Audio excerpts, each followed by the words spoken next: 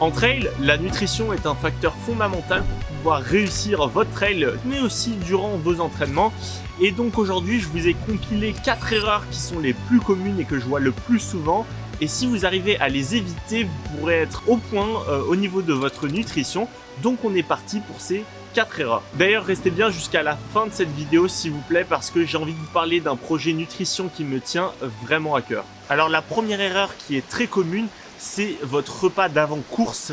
Je sais que moi ça m'est arrivé et ça arrive souvent, c'est de manger quelque chose qui ne convient pas pour votre estomac avant la course. Par exemple, quelque chose qui contient beaucoup de fibres, donc des légumes qu'il faut éviter le jour avant la course.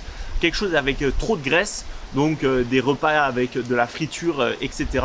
Et aussi des repas qui contiennent des épices. Donc, par exemple un burrito spicy ou des choses comme ça, il faut éviter parce que c'est tout ça qui va faire que votre ventre va pouvoir, on va dire, avoir des problèmes de digestion. Vous pourrez avoir envie d'aller aux toilettes pendant la course et c'est toutes des choses qu'on n'a pas envie qui arrivent durant la course. Alors la deuxième erreur nutrition qui est assez courante chez les trailers, c'est tout ce qui concerne l'hydratation. On pense que boire de l'eau suffit pour être hydraté. Lorsque vous suez, vous perdez énormément de sels qui sont aussi appelés les électrolytes, donc les différents sels minéraux, et c'est important de consommer ces sels minéraux pour éviter les crampes, car des fois, moi ça m'est déjà arrivé d'avoir des crampes durant la course, pas parce que je m'étais pas assez hydraté, mais parce que j'avais perdu énormément de sels minéraux et que je n'avais pas consommé assez d'électrolytes. Donc ces électrolytes, c'est généralement du sodium, donc du sel, donc c'est important de pouvoir en consommer assez mais pas trop durant la course et pendant la course, et c'est pour ça que c'est important de créer un plan de course sur la quantité d'électrolytes que vous allez consommer durant votre course en fonction de la température par exemple, en fonction de comment vous suez, comment votre corps s'adapte à ça. Donc c'est important de faire vos propres tests à l'entraînement pour pouvoir en fonction des résultats de votre test établir un plan de course sur la quantité d'électrolytes que vous allez vouloir ingérer. Et c'est ça qui va éviter que vous allez avoir des crampes, et ça va vous éviter aussi énormément de fatigue musculaire, car boire de l'eau et encore plus de l'eau du robinet va vous apporter très peu de sels minéraux, et c'est ça qui va vous créer des crampes et plein d'autres soucis, surtout si vous faites des trails qui sont assez longs. Alors cette troisième erreur concerne plus ceux qui réalisent des trails longs d'une durée de 45 km ou plus, c'est la fatigue du palais. C'est-à-dire qu'au bout d'un moment, de manger par exemple le même type de barre ou le même type de gel va entre guillemets fatiguer votre palais et vous allez perdre l'appétit, car à force de manger tout le temps la même chose, vous allez entre guillemets être fatigué, être lassé de manger ce même aliment, et donc vous allez avoir tendance à consommer moins de calories même si vous dépensez toujours la même quantité durant un trail long. C'est pour ça que c'est très important de varier votre entrée en calories, que ce soit du sucré ou du salé, pour être sûr que lors de votre trail, vous n'allez pas perdre l'appétit, que vous aurez toujours un aliment dans votre pack, dans votre gilet qui vous donne envie, car c'est très important de consommer de la nourriture durant votre trail que vous aimez, et surtout donc vous n'allez pas vous lasser, car vu les dépenses énergétiques qu'on peut voir durant les trails, il faut ingérer énormément de calories, surtout pour les trails, comme je vous disais, plus long, surtout par exemple si vous faites 80 km, 70 km, que ça va vous prendre 12 heures, vous n'allez pas tenir 12 heures à manger que des barres au chocolat par exemple, vous allez clairement vous en lasser.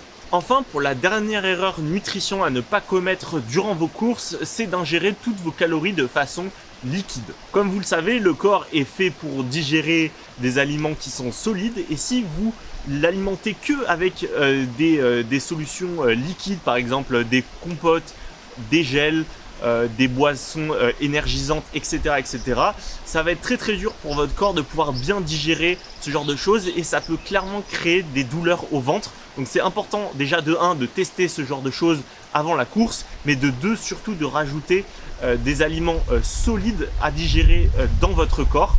Donc par exemple les barres, les fruits secs, des choses comme ça, ça peut vraiment vous aider, et ça va aussi aider votre corps à toute la partie digestion. Même si je sais que c'est très difficile de manger en courant, c'est aussi important, surtout si votre trail est plus long, de s'arrêter, de faire une petite pause, d'ingérer vos aliments qui sont à mâcher, qui sont durs, qui sont solides, et ne pas tout prendre de manière liquide. Sur la question nutrition, j'avais envie de vous parler d'un projet qui me tenait vraiment à cœur, il y a un peu plus de 5 mois, une famille qui confectionne eux-mêmes leurs propres Energy Balls de nutrition avec des produits locaux, bio et leur propre miel nous ont contactés pour tester leurs produits. Et on a vraiment adoré, à tel point que vu que le rapport qualité-nutrition et un prix plutôt abordable nous a plu, on en a recommandé pour le coup avec notre propre argent, et ça a vraiment été une super découverte. Malheureusement, en fin d'année dernière, on a appris que cette famille avait beaucoup de mal à subvenir à leurs propres besoins et rembourser leur emprunt grâce à leur activité de fabrication de Energy Balls, et donc on leur a proposé notre aide. Et suite à cette proposition, ils nous ont avoué que si rien ne changeait rapidement, ils allaient malheureusement devoir faire faillite et retourner à leur activité qu'ils faisaient avant. Et nous, on a vraiment envie de pouvoir les aider et contribuer à leur succès. Et c'est là où je pense que vous pouvez vraiment faire la différence si vous voulez faire le stock de nutrition pour votre année 2024 et en même temps soutenir une famille qui a vraiment besoin de votre aide si on veut que cette famille puisse continuer à produire ces Energy Balls. Ce qui est super pratique, c'est que ces Energy Balls, vous pouvez les prendre durant votre aile car c'est des petits sachets, il n'y a pas de date de péremption, donc vous pouvez les garder toute votre année 2024 même si vous commandez maintenant. Et en plus de ça, à partir de 40 € ou 39 € je crois, la livraison est gratuite. Et aussi, si vous connaissez par exemple des magasins bio ou des magasins de sport qui pourraient proposer ce genre de nutrition et que vous avez des contacts, n'hésitez pas à nous envoyer un petit message sur notre Instagram @lestrailers. Et comme ça, je pourrais leur proposer et on pourra essayer de mettre en place plus de partenariats pour essayer de faire vivre un peu mieux leur activité. Et je vous remercie déjà à l'avance pour eux, pour ce que vous allez faire. Sachez que nous, on n'est absolument pas rémunérés pour quoi que ce soit pour ce genre de choses. Vraiment, on a envie de les aider. On voit que c'est très compliqué pour eux parce qu'on les appelle, on voit un peu comment ça se passe, etc. Donc si on peut utiliser notre plateforme et notre communauté pour les aider, on le fait avec grand plaisir. En attendant, je vous dis à la semaine prochaine pour une nouvelle vidéo. Allez, ciao ciao!